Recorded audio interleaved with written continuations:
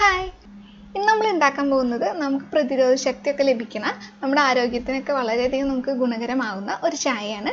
അപ്പോൾ ഒരു മഞ്ഞൾ ചായയാണ് നമ്മൾ ഉണ്ടാക്കുന്നത്, ടെർമറിക് ടീ. ഇപ്പം മഴക്കാലമാണ്, മാത്രമല്ല ഈ ഒരു കൊറോണ ടൈമിൽ നമ്മൾ ഇങ്ങനത്തെ ഒരു ചായ കുടിക്കുന്നത് വളരെയധികം നമ്മുടെ ആരോഗ്യത്തിന് നല്ലതായിരിക്കും. അപ്പോൾ നമുക്കിത് എങ്ങനെയാണ് ഉണ്ടാക്കാൻ നോക്കാം, വീഡിയോയിലോട്ട് കിടക്കാം. അതിനു മുന്നേ എല്ലാവർക്കും നമസ്കാരം. ഞാൻ ശ്രുതി നിതിൻ, ശ്രുതീസ് കുക്കറിയിലേക്ക് നിങ്ങൾക്ക് എല്ലാവർക്കും സ്വാഗതം. നമ്മളിത് ഒരാൾക്കുള്ള അളവാണ് കാണിക്കുന്നത്, അതുകൊണ്ട് 1 ഗ്ലാസ് വെള്ളമാണ് എടുക്കുന്നത്. ആ 1 ഗ്ലാസ് വെള്ളം പാത്രത്തിലോട്ട് ഒഴിച്ചു കൊടുക്കാം. ഇനി ഇതിലോട്ട് നമുക്ക് കുറച്ച് മഞ്ഞൾപ്പൊടി ചേർത്ത് കൊടുക്കാം. ഒരു 1/4 ടീസ്പൂണിൻ്റെ പകുതിയോളം മഞ്ഞൾപ്പൊടി മതിയാവും ഈ 1 ഗ്ലാസ് വെള്ളത്തിലേക്കായിട്ട്. അപ്പോൾ നമ്മളിത് വീട്ടിൽ തന്നെ ഉണക്കി പൊടിച്ചിട്ടുള്ള മഞ്ഞൾപ്പൊടിയാണ്.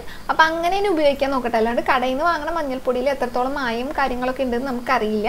അതുകൊണ്ട് വീട്ടിൽ തന്നെ ഉണക്കി പൊടിച്ചിട്ടുള്ള മഞ്ഞൾപ്പൊടി ഇങ്ങനത്തെയുള്ള കാര്യങ്ങൾക്ക് ഉപയോഗിക്കാൻ നോക്കാം. അപ്പോൾ അല്ലെങ്കിൽ നിങ്ങൾക്ക് ഇതിലേക്കായിട്ട് പച്ചമഞ്ഞൾ വീട്ടിലുണ്ടെങ്കിൽ അതായാലും ചേർക്കാം.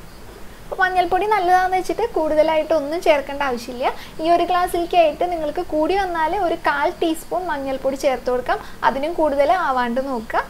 ഇനി ഇതിലോട്ട് ഈ ഒരു വലിപ്പത്തിലുള്ള ചെറിയ കഷ്ണം ഇഞ്ചി എടുക്കുക. അത് നന്നായിട്ട് ചതച്ചിട്ടോ അല്ലെങ്കിൽ അരിഞ്ഞിട്ടോ നിങ്ങൾക്ക് ചേർത്ത് കൊടുക്കാം. നമ്മളിവിടെ ചതച്ചിട്ടാണ് ചേർത്ത് കൊടുക്കുന്നത്. പിന്നെ ഇതിലേക്കായിട്ട് വേണ്ടത് കരയാമ്പുവാണ്, അത് ഒരെണ്ണം എടുത്തിട്ടുണ്ട്, അതും കൂടി ചേർത്ത് കൊടുക്കാം. പിന്നെ ഇതിലോട്ടായിട്ട് ഒരു നുള്ള് കുരുമുളക് പൊടിയും കൂടി ചേർത്ത് കൊടുക്കുക. എന്നിട്ട് ഫ്ലെയിം ഓൺ ആക്കി കൊടുത്ത ശേഷം ഇത് നന്നായിട്ട് തിളയ്ക്കാനായിട്ട് വെക്കുക. ഇതുപോലെ വെള്ളം നന്നായിട്ട് തിളച്ച് തുടങ്ങിയിട്ട് ഒരു 3 മിനിറ്റോളം നന്നായിട്ട് തന്നെ തിളപ്പിച്ചതിന് ശേഷം വേണം നമ്മൾ ഫ്ലെയിം ഓഫ് ചെയ്ത് കൊടുക്കാനായിട്ട്. അപ്പോൾ അങ്ങനെ ഫ്ലെയിമൊക്കെ ഓഫാക്കിയതിന് ശേഷം നമുക്ക് ഇതിലോട്ട് ചെറിയൊരു കഷ്ണം നാരങ്ങയുടെ നീരും കൂടി ചേർത്ത് കൊടുക്കണം. അപ്പോൾ അതിനായിട്ട് ഒരു പകുതി നാരങ്ങ തന്നെ വേണമെന്നില്ല, ഇതുപോലൊരു 1/4 ഭാഗം എടുത്താൽ മതിയാവും. അതും കൂടി ചേർത്ത് കൊടുക്കുന്നുണ്ട്.